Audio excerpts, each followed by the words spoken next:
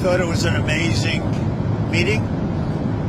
He's a great leader of a very powerful, very strong country, China. And what can I say? We have, it was an outstanding group of decisions, I think, that was made. A lot of decisions were made, too. There wasn't too much left out there. And we've come to conclusion on many very important points, and we'll be handing that to you in a little while. We're having, because there was a lot of different things, many of them very important. We're in agreement on so many elements, large amounts, tremendous amounts of the soybeans and other farm products are going to be purchased immediately, starting immediately. If you notice, President Xi authorized yesterday for China to start, did you know that, right? China to start buying in very large quantities of soybeans and other things, which I appreciated. That was a very nice gesture. And many other things like that. On fentanyl, we agreed that he was going to work very hard to stop the flow. It's a very complex subject because it's used for lots of different reasons, including anesthetics and things. But he's going to work very hard on it, precursors, and I think you're going to see some real action taken. I've agreed, as you know, I put a 20% tariff on China because of the fentanyl coming in, which is it's a big tariff. And based on his statements today, I reduced it by 10%, so it's 10% instead of 20%, effective immediately.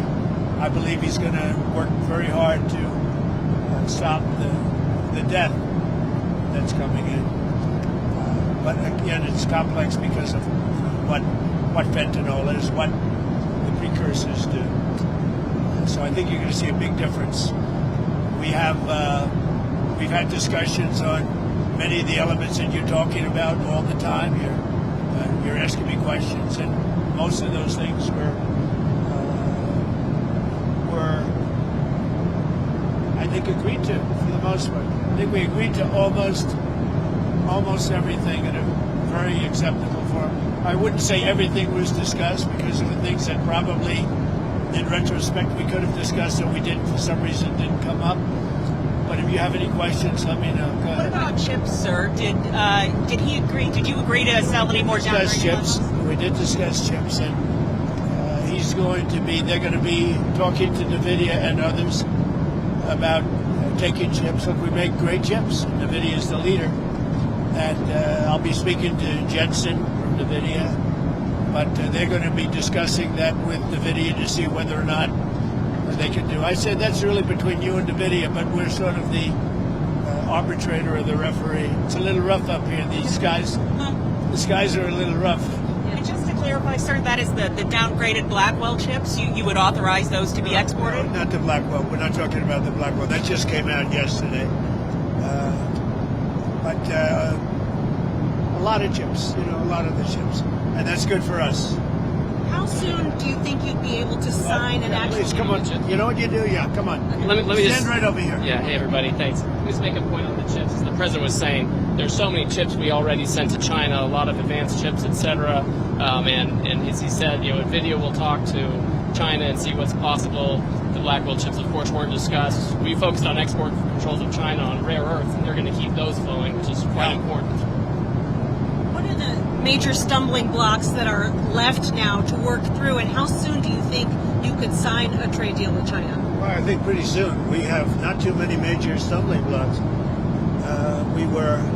We have a deal. Now, every year we'll renegotiate the deal, but I think the deal will go on for a long time, long beyond the year. We'll negotiate at the end of the year, but all of the rare earth has been settled, and that's for the world. I mean, worldwide. This, I guess you could really say this was a worldwide situation, not just the U.S. situation. So we continue to produce the rare earths and buy the rare earths and everything else, when you see from other countries. But China is that whole situation, that roadblock is gone now. There's no roadblock at all on rare earth. That will hopefully disappear from our vocabulary for a little while. So And what will is that a 1-year pause on the policy they announced? It's a 1 year agreement, and we'll extend it after a year. And what will like we do. It's a 1 year deal that will, I think, be very routinely extended as time goes by. To what will to your be new totally tariff- clear, they're not going to impose the rare earth controls that they proposed. President Trump and President Xi came to an understanding on that thing. What will your new tariff rate on China's goods be once you It's the sign the same, deal? other than what the tariffs remain exactly the same. 55%. It's about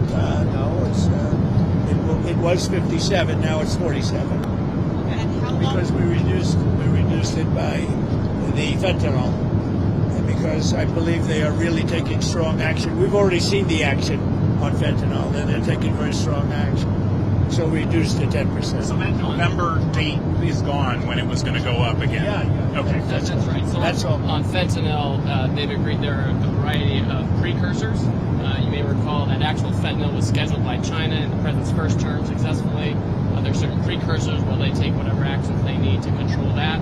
If they can control rare earths, we know they can control the precursors. And President Xi, I think, was very strong in saying he was going to enforce those laws internally. And of course, we'll watch that. And we'll He's work going to with be them. very strong in enforcing the fentanyl, everything having to do with fentanyl and regulations internally, including taking very strong measures against those that don't obey. And a variety of other tariffs still remain. Section 301 tariffs from the original, a variety of Section 232 tariffs. Some of these tariffs are, as the president mentioned, around 40%. For some individual products, it may go up to 100%, but as a general matter, it's about 45, 47%. So, sir, it sounds like you might be going to China then after the successful Yeah, meeting. that's another thing we agreed. I'll be going to China in April, and he'll be coming here sometime after that, whether it's in Florida, Palm Beach, or Washington, D.C.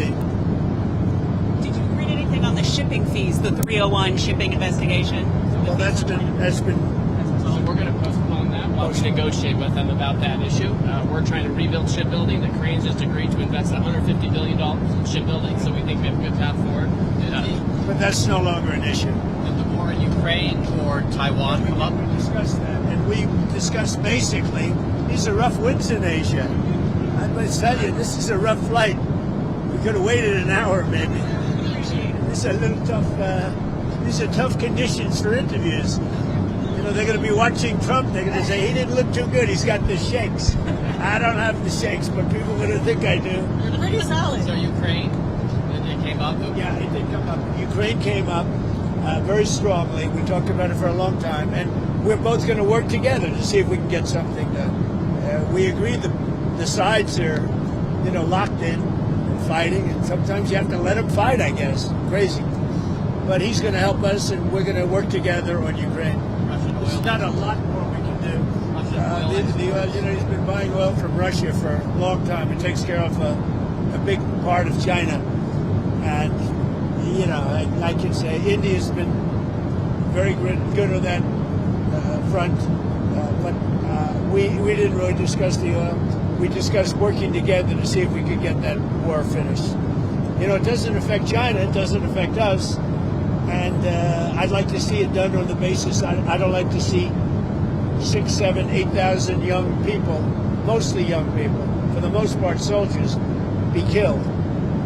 It's not costing us anything. In fact, we make money, and I don't even want to talk about making money. I don't care about making money in that case. But, we send weapons to NATO. They buy full price. They buy the weapons. They give them to whoever, but I think they give them probably to Ukraine for the most part. And we discussed it. We discussed all that. We're going to work together to try and get the war with Russia and Ukraine solved. What about the Taiwan issue, sir? It never came up. Taiwan never came up. It was not discussed, actually. What else didn't come up that you thought might come up? You had mentioned you didn't get to everything. We had a long meeting, as you know, but a lot of things we discussed in great detail. A lot of things we brought to finalization. A lot of finalization. I thought it was a great meeting. I think it was a very friendly meeting. It was a good meeting for two very large, powerful countries. And that's the way we should get along with the large, powerful. Why did you write your Truth Social about nuclear testing? What What about resuming nuclear testing? What prompted you to do that right before the meeting? It had to do with others. They seem to all be nuclear testing. Russia? We have more nuclear weapons than anybody. We don't do testing. We've halted it many years ago. But with others doing testing, I think it's appropriate that we do also. Any Israel- details did Israel- around that testing, sir? Like where, when? It'll be announced. We have test sites. It'll be announced. Did Israel give you a heads up before they bombed Gaza? And is it still a ceasefire if they're it's a stopping? ceasefire. It is. No, they had a sniper, and one of their soldiers were killed, and they did retribution. So we'll see. But it is a ceasefire. It's back to ceasefire. But is that a, What is the thinking behind reducing troops in Romania, the drawdown of U.S. troops in Romania? You'd have to ask. I mean, I can tell you about it, but it's not very significant. It's not a big deal. On nuclear weapons, sir, which countries do you have in mind when you say you want to send a signal? What a rough ride this is. The interviews are tough enough without your life being threatened. You guys okay? Yes, sir. Thank you. That camera guy's very steady. We're going to look real bad today on television, I'll tell you. I think that, it's pretty much, I think we've discussed mostly what we said, pretty comprehensive. We're going to issue a statement on some of the details. But overall, I guess on the scale of from 0 to 10, with 10 being the best, I would say the meeting was a 12. Okay, I think it was a 12. I think very importantly, just the whole relationship is very, very important. And I think it was really good. Especially coming on the heels of the successful trip. We're in Malaysia. You signed a peace deal for Cambodia and Thailand. Critical mineral deals with all our allies. So many Real successful strength, meetings. right? The whole And so way. many meetings great for our country with literally hundreds of billions, trillions of dollars have come into our country over the last 4 days, represented by this meeting. But trillions of dollars, where Toyota is going to build plants, $10 billion worth of plants. And, I could go over so many different companies coming in. They're pouring money into the United States. So beyond even this meeting, this was an unbelievable trip. And I hope you're glad you were a part of it. It was big.